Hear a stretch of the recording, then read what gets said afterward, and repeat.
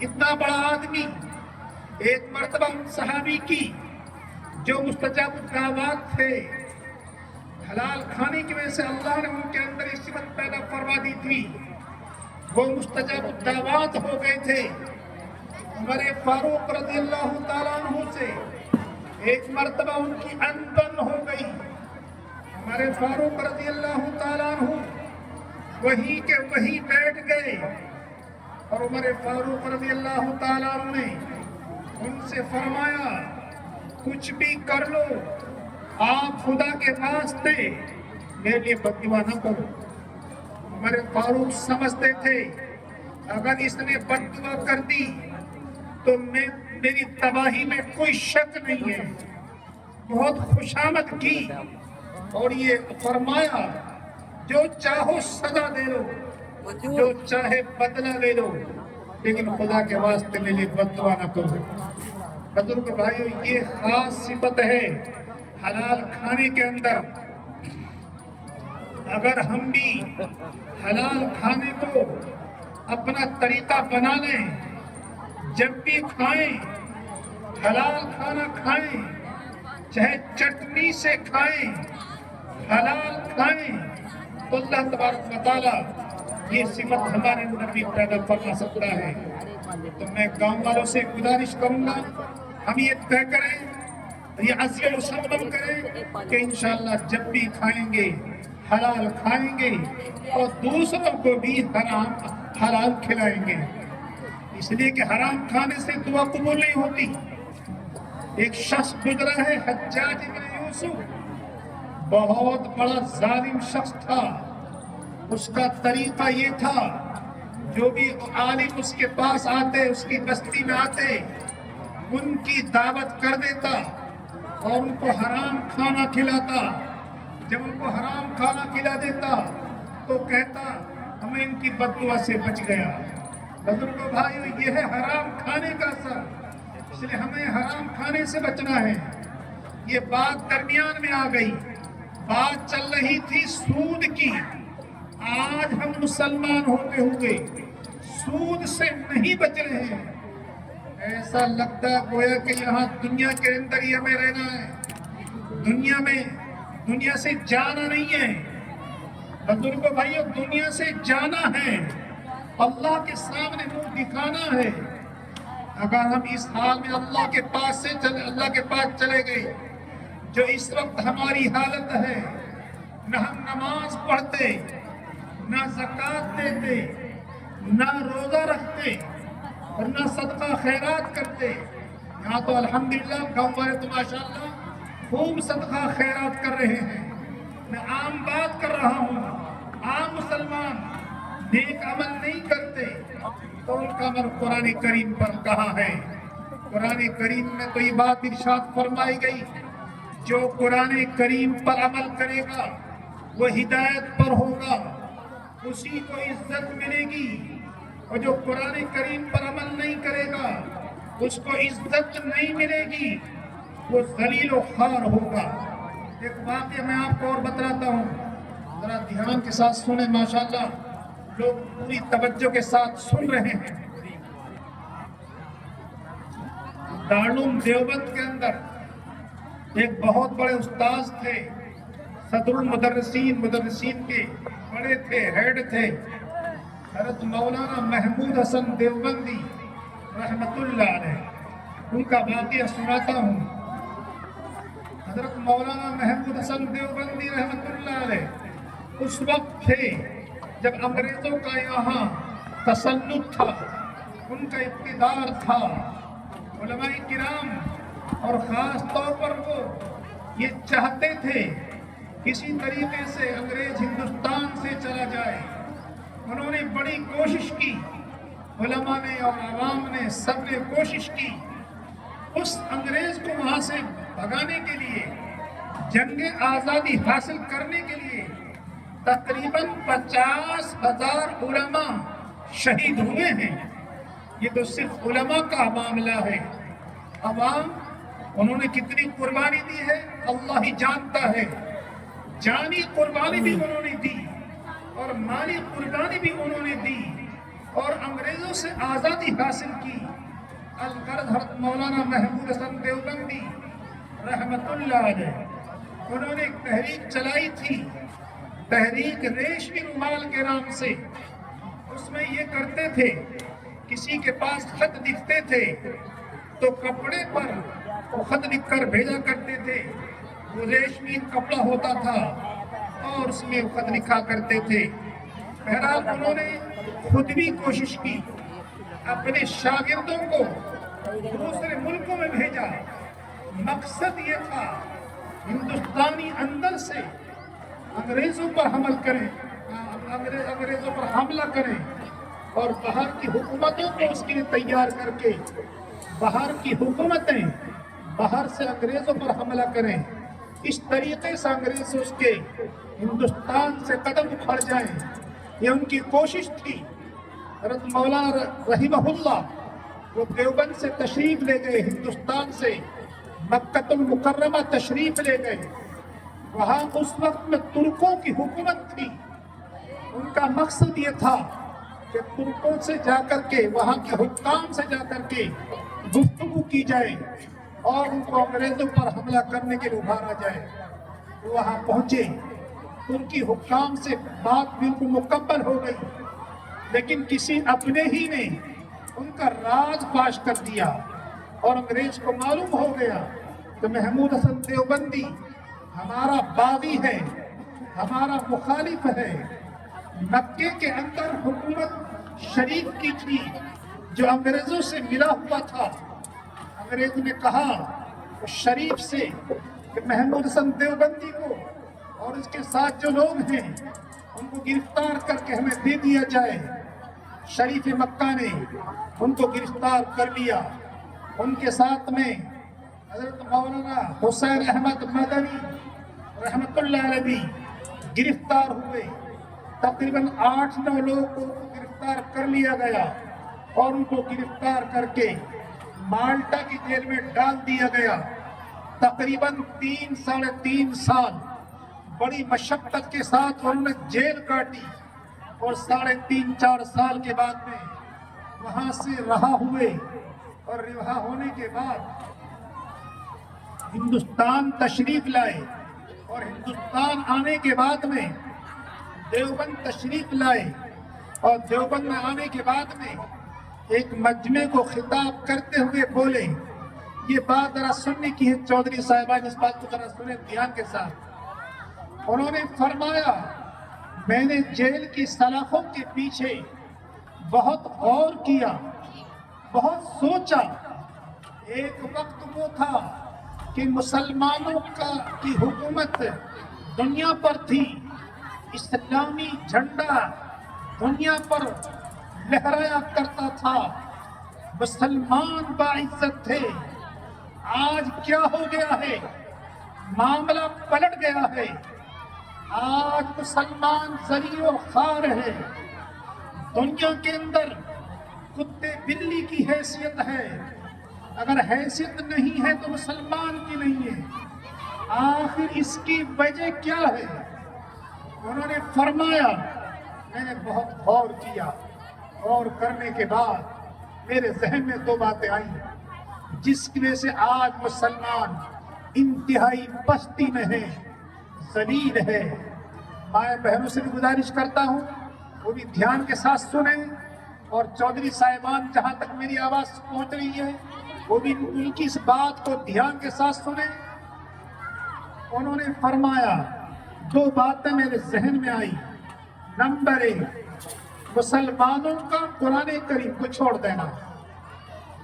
مسلمانوں نے قرآن کریم کو چھوڑ دیا ہے۔ آج واقعہ یہی ہے، مسلمانوں نے قرآن کریم کو چھوڑ دیا ہے۔ ایک وقت وہ تھا، مسلمانوں کے محلے سے گزر جائیے، صبح کے وقت میں ہر گھر سے قرآن کریم کی تلاوت کی آواز اس طرح آتی تھی جس طرح شہد کی مکھیوں کی بھن بھناہٹ کی آواز آتی ہے۔ ہر گھر سے قرآن کریم کی تلاوت کی آواز آتی تھی۔ آج ہمارے کان قرآن کریم کی تلاوت کے سننے سے محروم ہیں۔ مسلمانوں کے محلے سے گزر جائیے، ایسا لگتا ہے صبح کے وقت میں کہ قبرستان سے گزر رہے ہیں۔ یا تو صبح کے وہ اٹھتے ہی نہیں ہیں، اگر اٹھتے ہیں تو اٹھے نماز پڑھی، مائیں بہنیں اٹھی نماز پڑھی پھر سو گئی۔ قرآن کریم کی تلاوت اکا دکا کوئی کرتی ہوگی، کوئی کرتا ہوگا، عام طور پر گھروں میں قرآن کریم کی تلاوت نہیں ہو پاتی۔ تلاوت کر بھی کیسے لیں جب رات بھر موبائل چلاتے ہیں؟ یہ اہم بات ہے، نوجوانوں کو اس بات کو میں کہہ رہا ہوں، میری مائیں بہنیں بھی اس بات کو سن رہی ہیں۔ یہ نوجوان نسل رات میں عشاء کے بعد میں لیٹ بیٹھے، بستر پر لیٹے اور موبائل کھول لیا، اور موبائل کھولنے کے بعد میں مرد کیا عورت کیا سب کے سب موبائل کے اندر لگ جاتے ہیں۔ دو رات بچ جاتے ہیں، دو بج جاتے ہیں، تین بج جاتے ہیں، اور موبائل ہمارا چلتا رہتا ہے۔ جب ہماری نیند پوری نہیں ہوگی تو صبح کو ہم کس طرح اٹھیں گے؟ اس موبائل کی وجہ سے کتنا نقصان ہو رہا ہے۔ الامان الحفیظ، آج ہماری صحت صحیح نہیں ہے اس موبائل کی وجہ سے۔ آج ہماری آنکھوں پر چشمہ لگ گیا ہے۔ میں نوجوانوں کو دیکھتا ہوں، یہ نوجوان ان کی آنکھوں پر چشمے لگے ہوئے ہیں۔ نوجوان ہو اور اس کی آنکھ پر چشمہ لگے، وجہ کیا ہے؟ یہ موبائل ہے۔ ایک ڈاکٹر کی تحقیق ایک اخبار میں لکھی تھی، اخبار میں کہا تھا، ڈاکٹر نے کہا تھا جب رات میں لائٹ بند کر دیتے ہیں اور موبائل کھولتے ہیں تو اس کی لائٹ بہت آنکھ پر بہت تیز لگتی ہے، اس کی وجہ سے آنکھیں متاثر ہوتی ہیں۔ اس لیے جو نوجوانوں کی آنکھوں پر میں آنکھوں پر چشمہ لگا ہوا دیکھتا ہوں، اور انتہائی افسوس کے ساتھ میں مائیں بہنوں سے بھی یہ بات عرض کر رہا ہوں، اگر بچہ گھر میں روتا ہے تو بچے کو موبائل اس کے ہاتھ میں دے دیتے ہیں۔ بچے کو شروع سے ہی موبائل کا عادی بناتی ہیں کہ ہماری مائیں بہنیں، تو بچہ جب شروع سے ہی موبائل کا عادی ہوگا تو کیا بڑا ہونے کے بعد میں وہ موبائل چھوڑ دے گا؟ موبائل کا ہم نے اس کو عادی بنا دیا اور اس کی آنکھیں بھی متاثر ہوتی ہیں۔ میں تو اب دیکھتا ہوں یہ چھوٹے بچے، ان کی آنکھوں میں بھی اچھے موبائل چشمے لگے ہوئے ہیں، یہ موبائل کی دین ہے۔ بہرحال میں عرض کر رہا تھا، ایک وقت جو تھا ہر گھر سے قرآن کریم کی تلاوت کی آواز آتی تھی، آج ہمارے کان اس تلاوت کے سننے سے محروم ہے۔ یہ قرآن کریم سے دوری کی بات ہے۔ اور شیخ الہند نے فرمایا تھا، پہلی وجہ مسلمانوں کے ذیل و خوار ہونے کی قرآن کریم کا ان کا چھوڑ دینا ہے، اور دوسری بات مسلمانوں کا آپسی اختلاف و انتشار ہے۔ جیسے پہلے مفتی صاحب نے فرمایا تھا، آپس میں گاؤں کے اندر پارٹیاں ہوتی ہیں، وہ اس کی حمایت کرتا ہے، وہ اس کی حمایت کرتا ہے، اور آپسی اختلاف انتشار کی وجہ سے ہماری طاقت ختم ہو گئی ہے۔ قرآن کریم نے فرمایا، لا تنازعوا فتفشلوا وتذهب ريحكم، آپس میں جھگڑو مت ورنہ بزدل ہو جاؤ گے، تمہاری ہوا اکھڑ جائے گی۔ آج ہمارے آپس میں اختلاف انتشار کی وجہ سے ہماری طاقت ختم ہو گئی ہے، ہم بزدل ہو گئے ہیں۔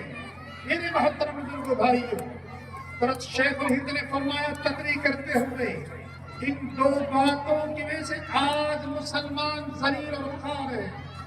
اور انہوں نے فرمایا، اب میں نے طے کر لیا ہے، میں جب تک میرے جی میں، جب تک جان ہے میرے بدن میں مکاتب کو ہر گاؤں کے اندر مکتب قائم کروں گا، اس کی کوشش کروں گا، اور اس طریقے سے ہر گاؤں کے اندر، ہر مسجد کے اندر مکتب کے قیام کی ہر ممکن میں کوشش کروں گا۔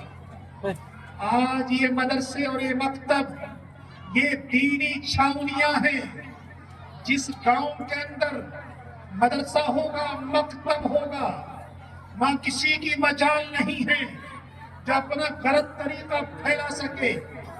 جہاں مدرسے نہیں ہیں مکتب مکاتب نہیں ہیں وہاں غلط لوگ آ جاتے ہیں وہ اپنا غلط طریقہ پھیلاتے ہیں. جیسا پولیس چوکی ہوتی ہے پولیس چھاونی ہوتی ہے. جہاں پولیس چھاونی ہوتی ہے کسی چور کی اور ڈکیت کی مجال نہیں ہے کہ وہاں چوری اور ڈکیتی کر سکے. جہاں یہ مکاتب اور مدارس ہوں گے وہاں کسی کی مجال نہیں ہے جو اپنا غلط طریقہ پھیلا سکے. الحمدللہ آپ حضرات کے یہاں مدرسہ قائم ہے. ہمارے ڈاکٹر صاحب نے مجھے بتلایا کہ الحمدللہ 8ویں تک کی یہاں تعلیم ہے. میں نے پوچھا کتنے بچے پڑھتے ہیں بتلا تقریباً 700 بچے قریب بچے پڑھتے ہیں. تو میں آپ حضرات سے گزارش کر رہا ہوں الحمدللہ آپ حضرات مکتب میں اس مدرسے کا بھرپور تعاون کر رہے ہیں. مجھے بتلایا ڈاکٹر صاحب نے بہت سارے حافظ بھی ہوئے ہیں. اللہ کا شکر ہے. جہاں آپ حضرات اس مدرسے کا تعاون کر رہے ہیں اور کرنا چاہیے میں آپ حضرات سے گزارش کرتا ہوں اس سے کہیں زیادہ آپ حضرات بچوں کا چندہ دیں. اپنے بچوں کو زیادہ سے زیادہ مدرسے کے اندر بھیجیں. کوئی بچہ ہمارا ایسا نہیں رہنا چاہیے جو قرآن کریم نہ پڑھا ہوا ہو. ہمارا ہر بچہ کلام پاک پڑھا ہوا ہو. آپ سے کوئی منع نہیں کرتا اپنے بچوں کو انگلش نہ پڑھائیں کوئی منع نہیں کرتا. اپنے بچوں کو بڑا ڈاکٹر بنائیں. ہمیں ضرورت ڈاکٹر کی بھی ہے. مسلمان ڈاکٹر بھی ہونے چاہیے. مسلمانوں میں بڑے ڈاکٹروں کی کمی ہے. مسلمان ہمیں ضرورت اس بات کی ہے کہ ہمارا بچہ انجینئر بھی ہو. اس کی بھی ضرورت ہے. ہمیں اس بات کی بھی ضرورت ہے کہ ہمارا بچہ جج ہو. اس کی بھی ضرورت ہے کہ پولیس آفیسر ہو. اور جتنے بھی دنیا کے اندر کام ہے ہمارا بچہ ہر میدان میں آگے ہو. کوئی آپ کو اس سے منع نہیں کرتا. لیکن سب سے پہلے اس سے پہلے ہم آپ سے گزارش کریں گے سب سے پہلے بچے کو دینی تعلیم سکھائیں. جن کے لیے مکاتب اور مدارس قائم ہیں تجربہ ہے.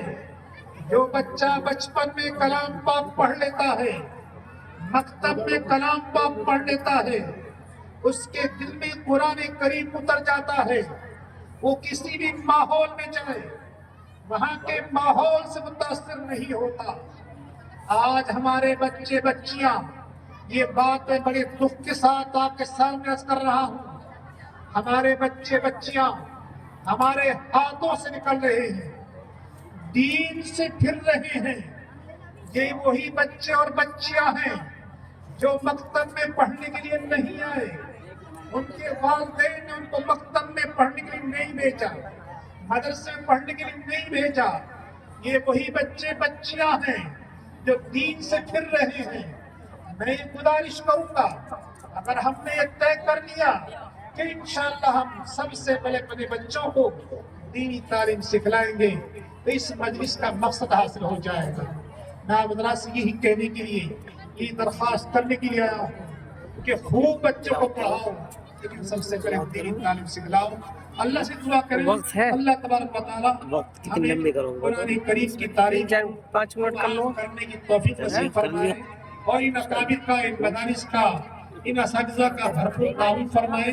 اللہ ہم سب کو عمل کی توفیق نصیب فرمائے. وآخر دعوانا الحمدللہ رب العالمین.